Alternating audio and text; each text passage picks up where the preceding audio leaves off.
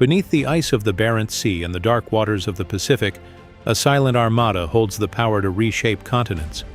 This is not a relic of the Cold War, but a force that has been methodically rebuilt, re-engineered, and redeployed by the Russian Federation over the past 2 decades. The Russian submarine fleet remains the most formidable and strategically critical component of the country's nuclear triad. Unlike surface fleets that decay in plain sight, submarines operate in a realm where stealth equals sovereignty. To understand modern Russian military doctrine, one must first understand the boats that patrol unseen along the maritime approaches to Europe, the Arctic, and the North American coastline. This analysis will move through every major class of Russian submarine, from the aging giants of the Soviet era to the latest 5th-generation hulls, and explain how Moscow intends to use them in a future conflict.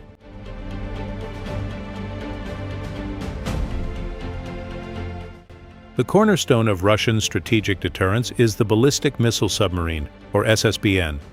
The oldest operational class is the Project 667 BDRM Delphin, known in the West as the Delta IV. These boats, launched in the 1980s, carry the R-29RMU Sineva liquid fuel missile. Despite their age, they remain on station because their missile range allows them to patrol close to Russian territorial waters, under the protective umbrella of the Northern Fleet. However, their acoustic signature is no longer that competitive against modern NATO sonar arrays. Replacing them is the Project 955 Borei class, the pride of the Russian submarine force. The Borei A subclass, beginning with Knyaz Vladimir, incorporates a redesigned hull, a more compact reactor, and a pump jet propulsor instead of a conventional propeller. This dramatically reduces cavitation noise. Each Borei carries 16 R-30 Bulava solid fuel missiles, a weapon designed specifically for Arctic launches through ice. Unlike the Delta IV, a Borei can surface through 3-foot thick pack ice to fire without exposing its vulnerable sail to attack.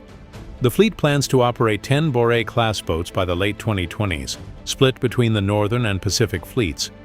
From the Russian perspective, these submarines do not exist to start a war.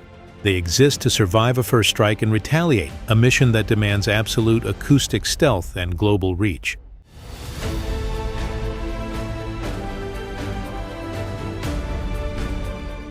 Parallel to the SSBNs, Russian nuclear-powered attack submarines, or SSNs, perform the mission of carrier escort, anti-submarine warfare, and land attack. The most numerous class in service remains the Project 9701 Shchuka B, the Akula class. Entering service in the mid-1980s, the Akula was the first Soviet submarine to approach the quieting levels of the American Los Angeles class. Its hull is covered with anechoic tiles, and its OK-650 reactor provides exceptional sprint speed. Modernized Akulas, such as the Viper and Samara, have received new sonar and the MGK-540 SCAT-3 system, allowing them to detect surface ships at over 200 kilometers. However, the Russian Navy acknowledges that the Akula's electronics are dated. Therefore, a bridging class was introduced, the Project 885 Yasen.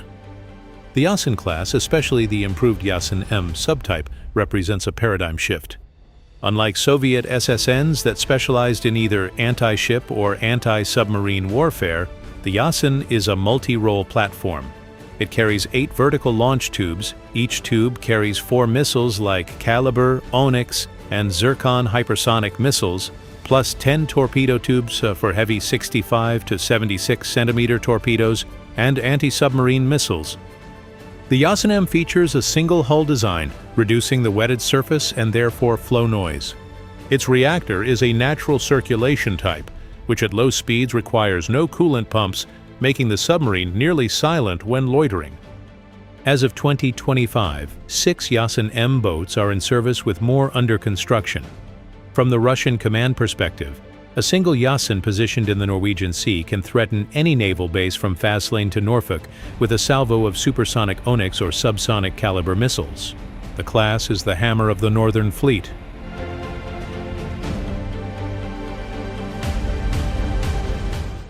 While nuclear submarines dominate open ocean warfare, Russia has not abandoned conventional diesel-electric submarines for the closed waters of the Black Sea, the Baltic, and the littoral Arctic. The workhorse of this fleet is the Project 877 Paltus, the Kilo class. First built in the Soviet era, the Kilo is surprisingly quiet because of its teardrop hull and rubberized coating. But its major drawback is the need to surface every few days to recharge batteries using a snorkel, a moment of extreme vulnerability. The solution was the Project 636.3 Varshavyanka, an improved Kilo known in the West as the Improved Kilo, or the Black Hole for its extremely low acoustic signature. The Varshavyanka incorporates new screw designs, vibration-isolated engines, and an automated control system that reduces crew noise. Crucially, it carries the Kalibr PL missile complex, allowing it to strike land targets from a submerged position. 6 such boats operate in the Black Sea Fleet, and 6 more in the Pacific.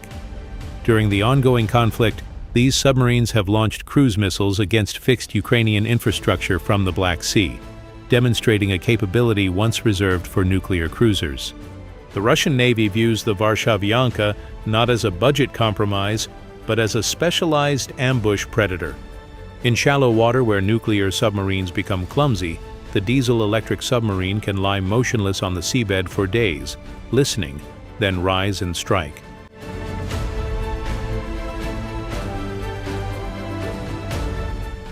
The most unusual part of the Russian submarine inventory belongs to the main Directorate of Deep Sea Research, a unit that answers directly to the Russian Ministry of Defense rather than the Navy.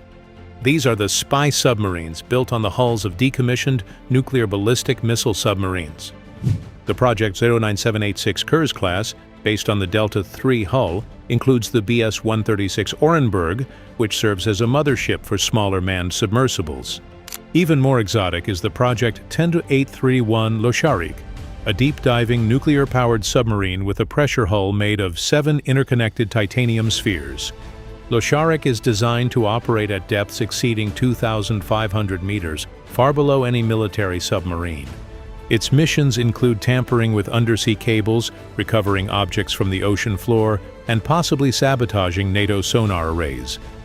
In 2019, a fire broke out on Losharik while conducting bathymetric surveys in the Barents Sea, killing 14 crew members. The Kremlin's immediate, high-level response, flying the Minister of Defense to Sevmash, confirmed the extraordinary importance of these platforms. Russia operates 2 dedicated special mission submarine tenders, the Zvezdochka and the Yenisei, which provide maintenance and cover for these secret vessels. Western analysts believe that at least 1 special mission submarine is always deployed to the Atlantic or the Arctic, mapping underwater topography and listening for NATO submarine traffic. This is a Cold War mission revived for a new era of seabed warfare.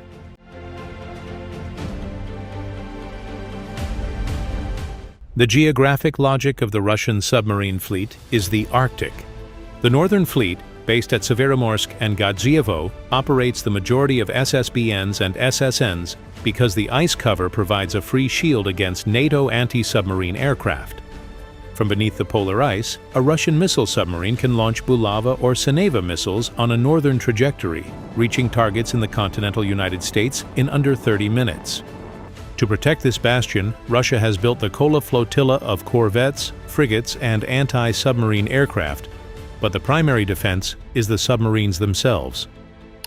Akula and Yasen class boats patrol the Greenland-Iceland-UK Giayuk Gap, the choke point through which any NATO hunter-killer submarine must pass to reach the Barents Sea. The Pacific Fleet, based at Vilyuchinsk in Kamchatka, operates a smaller but growing submarine force. The Pacific Bastion is less protected by ice, but it benefits from the Sea of Okhotsk, a semi-enclosed sea that Russia claims as internal waters. Here Delta IV and Borei class submarines patrol in a sanctuary defended by minefields, sonar arrays, and surface patrols. The Russian Pacific Fleet has also received all 6 Varshavyanka class boats, which are used to patrol the Sea of Japan and the Sea of Okhotsk against American and Japanese submarines. In a conflict, these diesel boats would lay ambush in the narrow straits connecting the Pacific to the Sea of Japan, turning the geography into a weapon.